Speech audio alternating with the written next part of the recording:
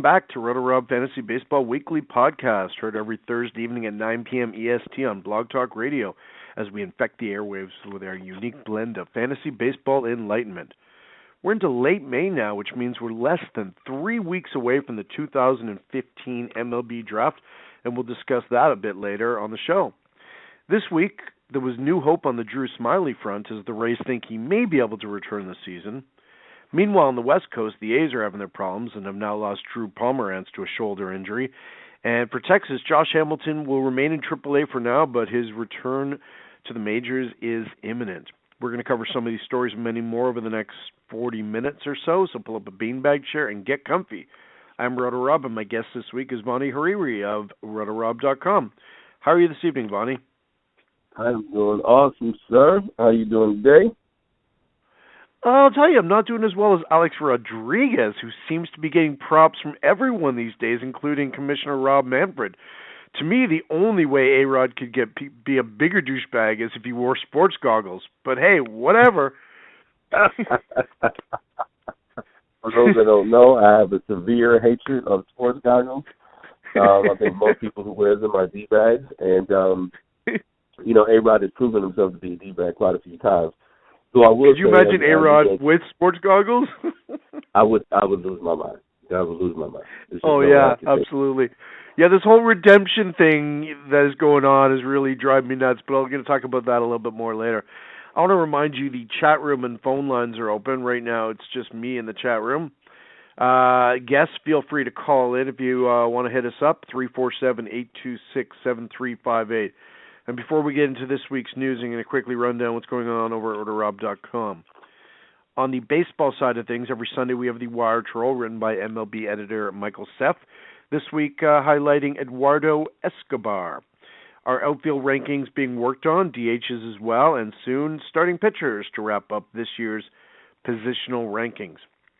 On the football side of things, we've started work on the 2015 NFL Draft Kit, so keep your eyes peeled there. Hope to start releasing cheat sheets sometime in June, I guess. As far as hockey goes, watch for some off-season content coming soon. And basketball, we have the Wire Troll All-Star team also coming soon. Was just working on that before we went on the air. Just need to do a little formatting tweakings here and there, and that'll be good to go. Video games, nothing new this week, but new games are being added constantly, so check back soon. We are now within 3 posts from 4,100 in the site's history, so should hit that mark this weekend or sooner. Finally, don't forget to subscribe to our RSS feed to get instant notifications when we post new fantasy sports content.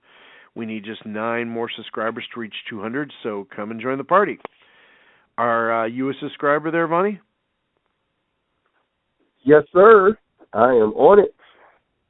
All right. Excellent. Good work, my man. Now, our top story this week. The New York Yankees, who started the season on a hell of a roll but have been kind of coming back to the pack a little bit lately, suffered a major blow when Jacoby Ellsbury was sent to the DL with a knee injury, the severity of which is still a little unknown.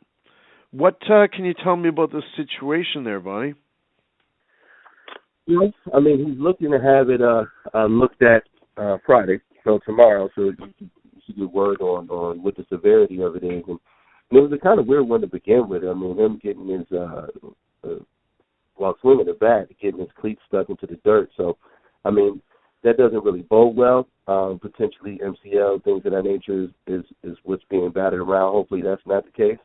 Well, this is actually, ironically enough, this is actually his first time on the DL.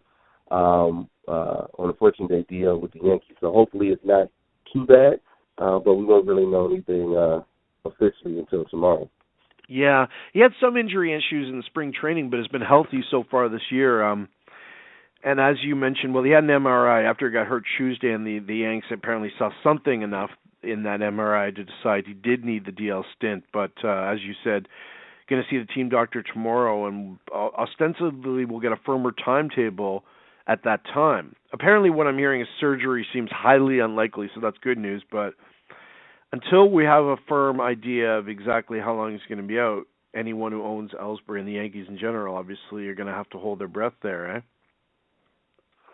Yeah, I mean, and at the end of the day, I mean, if you got Ellsbury and you don't have a contingency plan, that's kind of your fault. I mean, he is kind of paper mache. I mean, we kind of knew that going into it. So, I mean, he goes down in most years. I mean, he was he played just 18 games in 2010. He was just 74 and 12, and he was out a few weeks in 13 as well. So, I mean, it's kind of he's definitely had his share of injuries over the years, there's no doubt. And, of course, that leaves a huge gap in the leadoff spot. Brett Gardner has moved into that in his stead, moving while Carlos Beltran has shifted into the two-hole while he's out. And the Yankees have opted to bring up Slade Heathcock, but he's probably going to just sit on the bench. Chris Young should get most of the work at center field, I figure. Well, like I said, last year Ellsbury stayed fairly healthy. He actually recorded 575 at-bats. This year, performance-wise, he's already been caught stealing 5 times in 19 tries, but he's enjoying a better overall season than his debut in pinstripes. But as I mentioned, the Yanks did get off to that really good start, but recently have skidded a bit, and now are only tied for first place with Tampa Bay now. And with Ellsbury going down, how much is this going to affect the Yankees there, Vonnie? Well, considering Beltran has been having a rough go of it, I mean, he's been trying to come around a little bit. I mean, it does make you nervous because most of the offense has been coming from Gardner or from Ellsbury. And the thing about it is it makes you just a little bit nervous, is what you pointed out. I mean, for him to have leg injuries or any injuries that are lower than the hip kind of makes you nervous, because one of the things that really makes him stand out is his speed. It's kind of fun watching him and Gardner over there chase down balls, and these guys are covering a ton of ground, which is really fun to watch. But as you pointed out, when you get caught on trying to steal 5 times already, which is kind of unheard of for him. He's normally amazing. Has a history of injury. Yeah, it never happens. So having lower hips, lower half injury does make you nervous for the long term, for sure.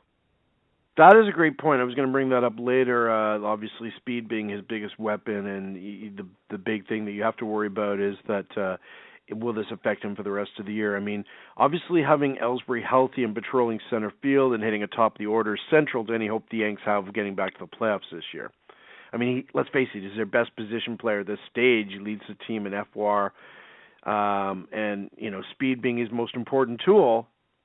If that knee injury lingers in any way, that's really going to affect his fantasy value for sure. Like from a stolen base perspective, don't you think? Absolutely, and again, it makes me nervous. Now, I will say, I actually have seen most of the times that he got caught, and some of them were just kind of silly. I don't really know why he kind of took off at all. The things that people know that he's going to go, and some of them were just good throws, and he was beat by a mile. It wasn't really a speed thing. It was just a why in the heck did you run thing. But he's still getting caught more than you would ever think he would. And I mean, what is he, 31 now at this point? Yeah. So he's going to start gearing out anyway. Injuries are not going to help that out. Now, granted, he's been batting, I think, 324, so he's been good in generating offense in general. But still, as far as fantasy concerned, in particular, a lot of his value comes from his ability to be able to steal bases. So hopefully there's nothing that is going to slow him down. But you got to be thinking about the wear and tear. And like I said, for somebody like him that does have a tendency of going down, you got to make sure that you have a contingency plan for that. Mm-hmm. I'm really not sure he's lived up to that $153 million deal yet. I mean, certainly his first year in the Yankees was okay. It wasn't great. But this injury does not bode well that year 2 will be any better for this 7-year deal that the Yankees are on the hook for there, Vonnie. You're a Yankee fan, correct? Yeah, I am, absolutely. But almost nobody lives up to Yankees contracts for the most part. I mean, when you talk about A-Rod, he's produced quite a bit in terms of the regular season, but if you think about what he's been getting paid, not to mention him being out for a year, basically, but also what he's produced in the playoffs. I mean, he hasn't lived up to that contract at all. The only people that probably were on that road to is obviously Derek Jeter and Robinson Cano in recent history. That got, they're looking at big checks and actually lived up to him. So, I mean, that's kind of par with the course for the Yankees. I guess it's just a lot of money to throw around for substandard performances. And, I mean, speed does not age well generally. And as you mentioned, he's already 31, so by the time his contract ends, he's going to be in his mid to late 30s. And, let's face it, it's pretty obvious that when he smacked 32 homers in 2011, that was a major outlier. It's just not going to happen again. So really, it's all about the speed and batting average and runs for Ellsbury, Well, I'm not really a fan of Dill's past 5 years anyway. For me, especially when you're getting into those big numbers in general, unless you're grabbing somebody, after year 1, year 2, where you see like a Mike Trout type situation, sign him up for as long as you can. But for a lot of these guys, particularly after you already had a stint and you knew what his injury history was and you knew how much it was based on speed, I don't like the years and I don't like the dollars on somebody like Ellsbury in that situation. But, I mean, it's a hard pill to swallow. But you're not only getting them, you're also keeping them away from the Red Sox. And so you're kind of paying them for both. True that. I do like the fact that Ellsbury is making better contact this year, but his overall offense has a long way to go to get back to his 2011 or even 2013 levels. And I'm not sure that, we're going to see that this year, but time will tell. I mean, he was off to a better start, but this puts a crimp in it, and, we got to hold our breath tomorrow to find out how much of a crimp. So time will tell on, Ellsbury's 2015 story. Still much of it to be written, but not a good omen, my friend. Now, I want to remind you, you're listening to the RotoRob Fantasy Baseball Weekly podcast featuring our guest this evening, Vaney Hariri. And now a quick word from our sponsor, Side League, offering daily fantasy contests with no salary cap, no sharks, and no hassle. You can win money while you trash talk your friends. Visit sideleague.com and download our app for Android or iPhone today. Enter promo code RotoRob for a free $5 deposit now. Side League, fantasy sports for everyone. So that's all we got as far as news goes. Let's get into the box score component of the evening. I'm going to lead things off. I was watching the Arizona-Miami game this afternoon. High-scoring affair that Arizona managed to squeak out 7-6 to complete a 4-game sweep over Miami and pull within a half a game suddenly of the third place Padres, and Arizona's now opened up a 3-game lead over last place Colorado. Do you know that this was okay? I'm going to quiz you here, Ronnie. When's the last time Arizona completed a 4-game sweep? Any 4-game sweep? Yeesh. Oh, that would be some years, huh? It's a little shocking how long it's been. It's been 7 years. Oh, sorry. Wow. No, I was going to say 5, but 7 is pretty that's shocking. I mean, a 4-game sweep is not that rare. It's only the 5th time in franchise history they've had a 4-game road sweep. That, of course, would be more rare, a sweep on the road. But keep in mind, this is a team that got swept in Philadelphia last weekend. And Philly is nobody's idea of, like a world beater, of course. So Arizona, not a good team, and then walks into Miami. Well, Miami, what a shit show right now. They're just spinning right out of control. They're now a game and a half back of the 4th place Phillies. That's right, 4th place. Phillies were everyone's pick for the worst team in baseball this year. Miami has lost 7 straight games, all at home. This is all being witnessed by their home fans. And I'm wondering, will Jeffrey Loria fire a second manager this week? I mean, Dan Jennings is now 0-4 since taking over from Mike Redmond. It's the worst start by a new manager since Tony DeFrancesco went 0-4 when he took over Houston in 2012. And it's the longest losing streak from Miami since they lost 8 straight in April of last year. What a mess. Anyhow, Arizona got here's a perfect example of what a shit show it is in Miami. Arizona got the go-ahead run today on a walk, a bobbled bunt, and then 2 infield singles. I mean, they don't even hit a ball hard, and they score a run. It's crazy. So leading the way today for Arizona was Ender Inciarte, who was 3 for 5 with a run and a couple RBIs, struck out once, now has 16 ribbies on the year. He's done a solid job as the leadoff man for Arizona this season, but I'd like to see more walks and better work on the base pass. He's just 5 for 8 in that regard before considering him a must-own fantasy asset. Yasmani Tomas has now put together 6 straight multi-hit games. Paul Goldschmidt got a day off to rest, but did come into pinch hit. Arizona's bullpen got the job done. 3 relievers got the final 10 Marlins out in order. After Archie Bradley made the start, it was his second start since he took one off the face. And he got nailed by a line drive again in this start, only this time it was in the ass, so he was okay. But clearly, he is not okay since the Noggin episode. Lasted 5 innings today and gave up 9 hits, 4 runs, struck out 4, walked 2, and a no decision.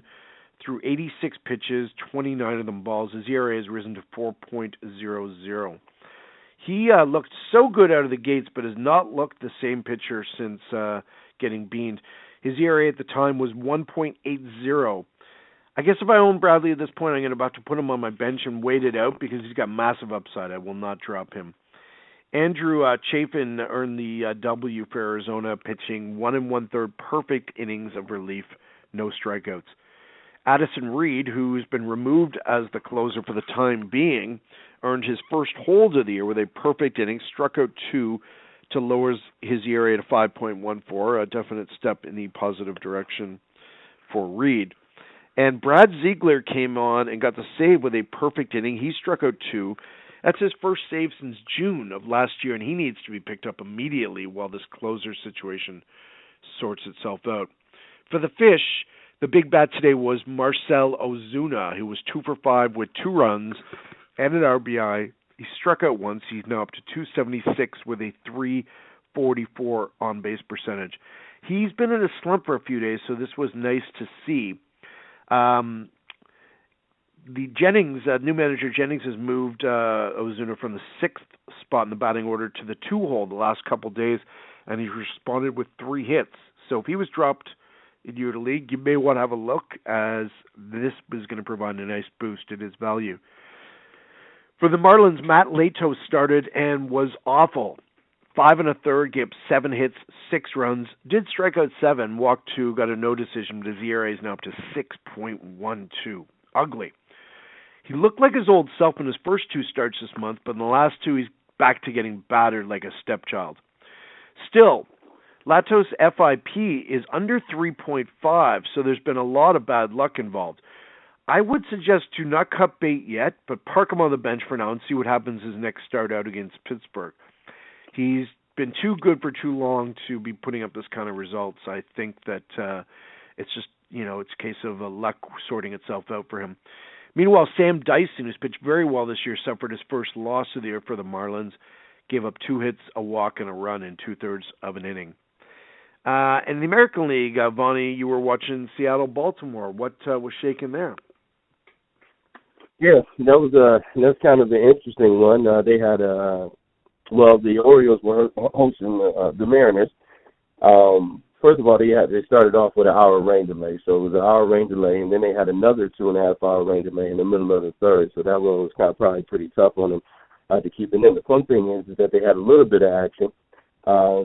Steve Pearce, a grand slam for his first grand slam with 2 outs, which put the O's up 4-0. And then it went to 4-1 into the third when it went into the other 2.5 hour delay there. The Mariners were actually able to come back and tie it up 4-4, but because of the fact that their offense was a little bit rough there, they were handicapped a little bit. Kyle Seager actually got tossed in the 5th inning for arguing and calling the 3rd strike, so he was out of there. And they actually went 3 for 15 with runners in scoring position, which is just atrocious, and left 13 left on base. So this is one of those situations where Seattle absolutely had plenty of chances to be able to win this game and were able to bring it home, which is kind of interesting because so much has been said about the young talent that's on this team, and I think it's about time that they, start turning it up. In fact, GM just mentioned that they need to step it up and start living up to their potential. And so this is one of those situations where they left a lot on the bases there. Also, once you come back, the Mariners were able to come back and decide. So J.J. Hardy singles up the middle to bring home Chris Davis, who was coming around for second. And that's another one that was pretty much a blooper straight up the middle that could have, it seems like it could have been easily defended. So this is one of those situations where they definitely let it get away from them, at least the Mariners. 3.5 hour overall delay, but the Baltimore Orioles being able to bring it home with a 5-4 victory. had a pretty rough go of it. Obviously, he got pelted pretty quick right out of the gate, giving up a grand slam that early in the game. Kind of puts you behind the eight ball, and it's kind of hard to get back from that one, especially when you're having delays and things of that nature. So it was a pretty interesting game.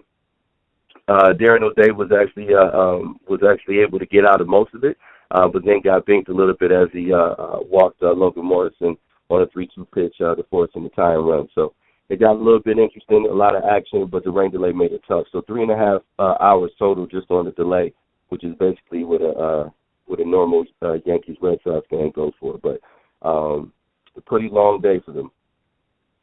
That game was in Baltimore, as if they haven't enough to deal with. Now they got to deal with 3.5 hour rain delay. Oh my goodness! Well, first of all, just for those guys, I mean, in general, like just kind of what's happening. They've had such a run of bad luck, and usually for the things that just happen in general, obviously sports and baseball usually takes a pretty takes a back seat to it. But it's just been crazy the circumstances that these guys have had to play in. So the fact, even though I believe now they are fourth in the standings, third or fourth in the standings, they've done a pretty great job of kind of holding it together. Yeah, so they're fourth in the standings right now in the AL East, but they've done a pretty good job of holding it together, and I think all things considered of what these guys have had to go through, they've been doing a pretty good job. Well, sometimes these type of off-field tragedies or episodes like this can have a unifying effect. I mean, you remember when the Boston Marathon bombings happened, Boston kind of polarized, like the Boston Strong thing, and they wound up winning the World Series very surprisingly that year. Just kind of, became a rallying cry, and it's a very different situation in Baltimore than the terrorist attack, obviously, hugely different. But I mean, sometimes good things can come out of bad things, like unifying the community. Well, and even though, in the terrorist attack, I mean, it was an outward situation, and that's easy for people to rally together in that situation. But I think when you live and work in a community and you have a situation like they had in Baltimore, I think it still has a unifying effect because it makes you realize how much it is a game, and it makes you realize how lucky you are to be able to play in a game like this in communities like that, and how much of a role you play in it. To have an empty stadium game really puts it in perspective for you. That there's stuff outside of baseball, and people come in spite of all the other things, working, having to purchase the tickets, having to deal with kids, having to do whatever. For people to be able to find time all the time to fill up these parks day in and day out, I think sometimes it gets lost on people. But when you realize there's a lot of things happening in the world. You know what? Honestly, now that I think about it, it was a really stupid parallel because, I mean, the bombing happened, it was an event, and it was over, whereas this situation in Baltimore has been brewing for decades, if not longer, and it's not over. No. It's settled for the time being, things have calmed down, but it's not like it's over, and it's not like it's ever going to be over anytime soon. So, I mean, it's a completely different scenario, obviously, but... Well, it's still an important one to make because I think what we found out in these last couple of years, particularly in these last 2 years, is that sports has a place to play in social commentary. And when you see what happened, with the Rams wearing their hands up shirts, when you see what happened in Cleveland with a similar situation, you start to see that people are actually not only looking to athletes for their opinion to it, but they're actually expecting it. And this is coming out of an era where people like Michael Jordan and things of that nature were protecting brands and never really took a stand or had an opinion on anything that happened socially. Right. And that was coming out of the Jim Browns and that era where, again, they were in the middle of the civil rights piece of it. So there's a lot of story. There's a good side and a downside to that because, a player says something off the cuff on his Twitter, and next thing you know, it's around the world, and he's in really big shit. They're supposed to be a role model, but are we really looking to our athletes for political commentary or analysis? There's a fine line there. You know what I mean? Like, people look to them as role models and want to know what they think, but what do they think? They think, I'm going to try to score 30 points tonight. I don't know if their world extends beyond that. I would like to think it does to an extent, but in many cases it probably doesn't. Well, as an owner or a fan, obviously you want their focus lasered in on whatever it is that they're playing. But they're people, so you know you have to have an opinion. Whether or not it's an intelligent or well thought out opinion, that's what Twitter usually lets us figure out. And the thing about it is you can't really say it's hard to say profound things in 140 characters. So you always hope that they do a more artful way to express themselves, usually dealing with or talking to the community or being a part of the community versus trying to say something clever on Twitter. I guess what I meant by that was that they're in a different class, a different stratosphere, and kind of removed from everyman. You know what I mean? Can they still relate to everyman? I mean, they've grown up a very sheltered life, been coddled and babied to get to this point. Probably don't know how to balance a checkbook. They have people that do that for them. You know what I mean? Like, day-to-day existent life is so far removed from the kind of things that they worry about.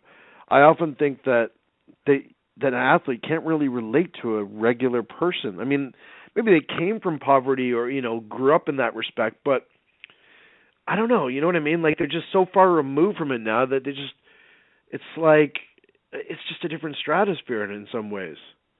And that's what I think is interesting about what happened in Baltimore is that was happening right outside of the stadium. It couldn't escape it.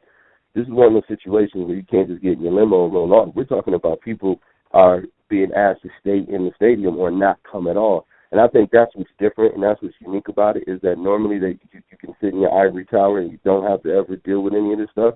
And when it's right outside of the stadium, I think I'm actually curious to, because they talked to him a little bit, but I'm really curious to hear a little bit more about how eerie that was, to know that was happening and being there with an empty stadium and things of that nature. I think it's something that we'll probably talk about once the really important stuff has been dealt with a little bit more. I think we'll come back and we'll look at this and we'll say this. Definitely a surreal quality from what all the quotes I heard. Anyhow, so the draft is coming up there, Vaney. You're the general manager of the Texas Rangers. You're on the clock with number 4 pick. Right now, your team is holding its own, but had a shitty start to the year and is 4th place in the AL West. You're now 4 back of the Angels who are in 2nd, so you're already kind of falling out of the wild card picture, and looks like it might be another long summer in Texas. So this pick's pretty important for your future. What are you thinking?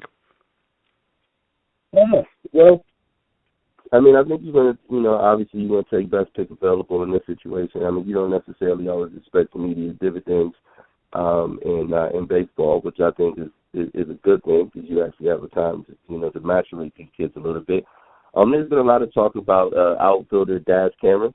He seems to have a pretty decent bat, so I think that's always great. I mean, you always hope that Josh Hamilton could come back up and get his head back together once you give him a support system, and you'll have that back, and you'll also have that outfielding. You hope that, but I think getting a youngster that has a quality bat that can do some things, I definitely think that'd be valuable. And the other thing is the shortstop from Florida High School, Brendan Rodgers, might be another viable option depending on where these guys end up going. But I think getting some defense and getting a bat is probably the best option for those guys. I'm assuming at number 4, well, I mean, certainly if Brendan Rodgers or Dansby Swanson, the Vanderbilt shortstop, are there, that's the smartest way to go for Texas. But assuming those 2 players go in the top 3 picks, which seems, to be a likely scenario, Daz Cameron is an ideal pick, and I've seen a lot of mocks take him. He looks like a consensus top 5 pick. And he's a high schooler out of Georgia, so by the time he's ready for the bigs, like he probably won't move quickly as a high schooler. Take him 3-4 years. Hamilton will probably just be winding up his career at that point, so it might be a perfect sort of transition. This guy's considered a superb all-around talent and potential 5-tool player. And of course, he's the son of Mike Cameron, the former big leaguer, which makes me feel really old because Mike Cameron didn't really retire that long ago, and it's not like he played forever. He had a long career, but I watched all of Mike Cameron's career, and his son is already ready to be drafted. I hope Mike Cameron had this, was like somebody's baby daddy at 14 or something, because it's making me feel really old, Well, he wasn't a major league, so I mean. Yeah. And, Daz, the kid, he's been accused of coasting from time to time, and I mean, with his immense talent, you can get away with that in high school and still dominate. But if that's a real problem, that's not going to fly in the pros, so he's going to have to address that. But I think you're bang on there. Daz Cameron is a great pick for them, unless they decide to go for an arm. But that would definitely be a nice boost to their offense in a few years. So another story I've been following there this week, and we kind of touched upon that a little bit at the top there, Vonnie, was the whole A-Rod thing, where Hank Steinbrenner has come out and said about A-Rod this year, he's been a great asset, and he's been playing well, and he's producing. I mean, it's not a I love you fest, but we're all holding hands and singing Kumbaya or anything. But given the state of things in the off season and the way things have been the past few years with the lawsuits and with the complete distraction that A-Rod's being, he's come back and it's been all peace and love, and people are noticing, and it's like, I don't know, you're a Yankee fan. What's your take on this scenario that A-Rod's kind of, I mean, I'm not ready to say he's redeemed himself, but I guess what I'm saying is people are making a point of saying, you know what, he's been a good boy. So, I'm not there with it either, and I don't know if a lot of Yankees fans are, but to use a football reference from the Bills, I mean, sometimes you got to circle the wagons.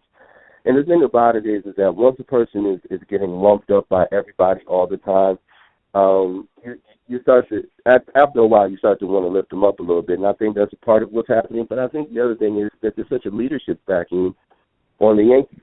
I think if Derek Jeter is still there, if Robinson Cano is still there, he's not getting this type of welcome in the same manner. But when you leave El Capitan, when you lose the captain, and you lose your who the person that you thought might have been being groomed to be his replacement, I mean, who are you going to look to? I mean, Ellsbury is the former Red Sox is going to be your leader. You're going to look to Gardner. I mean, we like him and he's great and everything, but do we see him as a leader? I don't think so. Beltran, no. Tex, I mean, he's proven that he's not that guy. So now you have A-Rod come back, and then for him to come back and produce that offense that quickly, and then have a milestone that quickly into the season, and regardless of what anyone says, the Yankees want that milestone, happening with him as the Yankee. So I think all of that happened is kind of with, making it better, and especially over the $6 million has kind of made the Yankees the villain a little bit in terms of the players, and I think they've rallied a little bit around them because of that as well. So because of all of those things, the whole chorus of stuff, I think it's helped them. You bring up the marketing money, and this is where the peace and love could end very suddenly because it's in his contract. The Yankees are saying, no, we don't have to pay the $6 million for retiring Willie Mays for fourth place. Manfred came out today, the commissioner, and said the Yankees have a well-founded legal position here. So he's kind of back in the Yankees, but the union's definitely going to have something to say to this. And while A-Rod, to his credit, is shutting up about it and basically saying, I'll let the lawyers handle that stuff, they will. $6 million is still $6 million. I mean, it may not mean it may mean that A-Rod may have to not have lunch out every single day. To us it might mean a lot of money. It's still a lot of money, right? My point is, this peace and love thing, he's about to be in the middle of a shitstorm. Something's going to break here. The union's getting involved. Lawyers are going to get involved, and there's going to be a grievance filed, and he's going to be in the middle. So he can't. His whole squeaky clean thing is only going to last so long, right? Come on, it's coming, right? I actually think that this might end up helping. This may sound a little bit crazy, but I actually think this might end up helping a little bit because it allows you to do a couple things. Honestly, first of all, if I were A-Rod, I would go in, I would talk to Hank, and I would say, listen, let's make everybody happy. You give me the $6 million. PA's off your back. Nobody thinks you were trying to be stingy or cheap or vindictive. I'm going to take the $6 million. I'm going to donate it. I'm going to donate it to RBI in Willie Mays' name to get more African-American players in the game. I don't get the $6 million. You don't get the $6 million. You give it to me. Everybody's happy, right? That's what I would do. But okay, have you heard that A-Rod is going to do that? Is that like a rumor? No, I haven't heard anything of it of any sort. But that's just what I would do. Hey, that's a brilliant solution, my friend. I mean, because that's a win-win-win scenario. Right? The Yankees look good. A-Rod looks good. Everybody looks good. The charity wins. It's fucking brilliant. You should be managing A-Rod. Why aren't you managing him? He hasn't paid me yet. The check hasn't cleared. He needs to call me and tell me I can get this guy out of his smooth. You know what? If that happens, that'd be just fantastic. It's brilliant. It really is. It totally works in every scenario there. And it takes the sour taste off of him breaking the record. You know, it takes all of that sour taste out of it, and then it can say, look, guys, this is a family thing. We'll deal with this when it comes to 700. You know, this is a family thing between us. All the sour taste? I mean, there's still the whole PED thing. There's still the whole black cloud over. Yeah, I just mean about the money piece of it. Yeah. Okay. Yeah. Okay. Yes. Like the kind of double-edged sword where it's like, oh, he broke the record. Oh shit! How about that $6 million? Right. Yeah, it takes that away because now you want to be able to promote it. You want to be able to talk about it. You want to be able to do that. And quite honestly, I would tell you that it would take most of the sting out of the PED thing if it wasn't for the fact that the Hall of Fame was involved. People probably wouldn't be talking about the PED thing, but you're going to have to because of the fact of his potential to get into should he get in the Hall of Fame or not? And obviously with the Jorge Posada thing, now that story is going to carry out. So that's going to keep the PED thing alive. But I'm telling you, if they can pull something like that off, that's one of those situations where you can lay everything to bed, everybody's got to shut up, and any naysayers are just going to look like a-holes. Well, you know what? You're absolutely right. That would work, but realistically, I find it hard to imagine them getting through this period without something really bad happening. That would be great. I'm sure someone's thought of it. You know, it's a logical and sensible solution and answer to this. I mean, probably baseball even said, look, we'll give you the $6 million, donate it to charity. Look, you're going to get a $6 million tax write-off, so you'll be able to shelter your income. You're going to look like so it's not like you don't get any personal gain from it. Certainly, from a redemption standpoint, it's brilliant. Everyone wins. I'm sure someone suggested it to him, and his advisors probably said, look, this is the best scenario. But is he going to do it? Well, we'll see. Here's my thing about it. If you look at the Yankees, okay, first of all, what's $6 million when you talk about marketing and promotion? The story play that you're going to get out of this will last weeks overall when you're talking about this. That's going to give you way more than $6 million of value. For A-Rod, first of all, after the PED thing broke, you're in the biggest media market on the planet Earth. How many sponsorships did this guy lose or potentially not get because of the PED thing in this whole situation? If he don't make $6 million, particularly the RBI, particularly to get minorities into the game, particularly in the name of one of the most beloved baseball players ever, how many sponsorships and endorsement deals is this guy going to get back? They're going to flood to him. And now you can actually ascend yourself to the clear and present leader of the New York Yankees. You will make far, far, far more than $6 million off of that move. Listen, I hear you, man. Everything you're saying makes total sense. I just don't know if it's going to play out that way. In an ideal world, it will, I guess, but I will be fascinated to see how this plays out. We'll revisit this topic in about a month or so because that's about when it'll all come down, right? I love your thinking. It makes complete sense, but it's still A-Rod. He still has to do something douchey, right? Like it would not be A-Rod if something douchey didn't happen. Like it's like a law of physics, right? Like you can't help it. Any other stories piquing your interest this week you wanted to bring up, Vaney?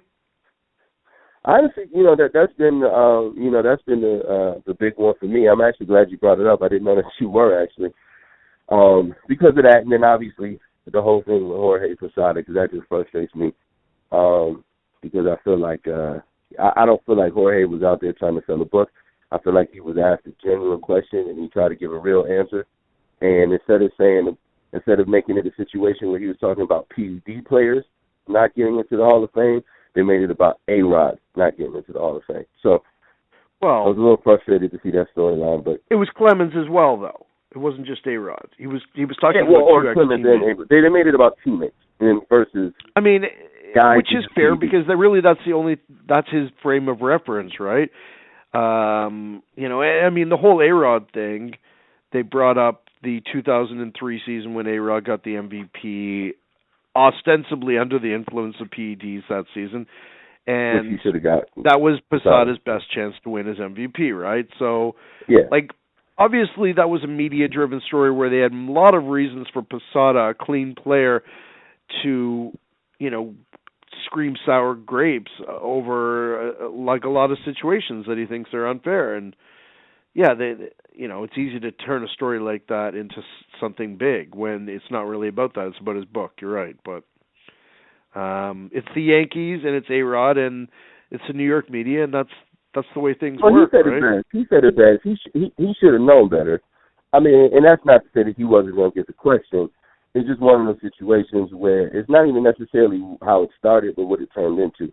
I mean, you got to expect the question. You got to know that they want to get some juice.